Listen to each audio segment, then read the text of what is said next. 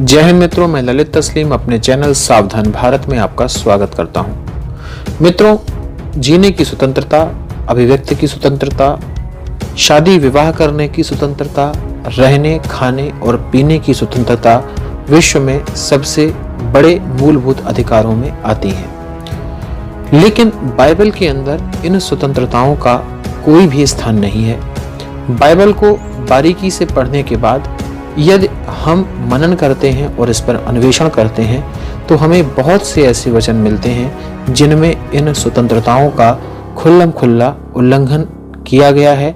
मित्रों, आज के इस वीडियो में हम बाइबल के तथाकथित ईश्वर यहोवा के द्वारा किसी भी व्यक्ति की ऐसी ही स्वतंत्रता को छीनने के विषय में दिए गए निर्देशों के विषय में चर्चा करेंगे।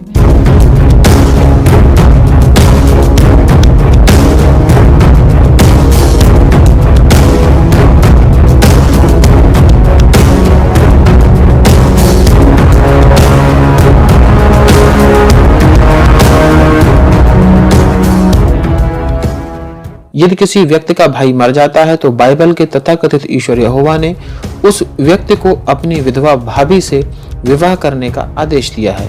यदि वो व्यक्ति अपनी भाभी से विवाह नहीं करना चाहता है तो बाइबल के तथाकथित ईश्वर यहोवा ने उसे दंडित करने के विषय में बाइबल की 5वीं पुस्तक व्यवस्था विवरण के 25वें अध्याय के वचन नंबर 5 से लेकर 10 में क्या निर्देश दिए हैं, आइए सबसे पहले इनको देख लेते हैं। यदि दो भाई एक साथ रह रहे हों और उनमें एक पुत्रहीन मर जाए तो मृत भाई की पत्नी का विवाह परिवार के बाहर के किसी अजनबी के साथ नहीं होना चाहिए। उसके पति के भाई को उसके पति के भाई का कर्तव्य पूरा करना चाहिए। तब जो पहलौठा पुत्र उससे उत्पन्न होगा वो व्यक्ति के मृत भाई का स्थान लेगा। तब मृत भाई का नाम इजराइल से बाहर नहीं किया जाएगा। यदि वह व्यक्ति अपने भाई की पत्नी को ग्रहण करना नहीं चाहता तब भाई की पत्नी को बैठक वाली जगह पर नगर प्रमुखों के पास जाना चाहिए। उसके भाई की पत्नी को नगर प्रमुखों से कहना चाहिए, मेरे पति का भाई इजराइल में अपने भाई का नाम बनाए रखने से इनकार करता है। तब वह मेरे प्रति अपने भाई के कर्तव्य को पूरा नहीं करेगा।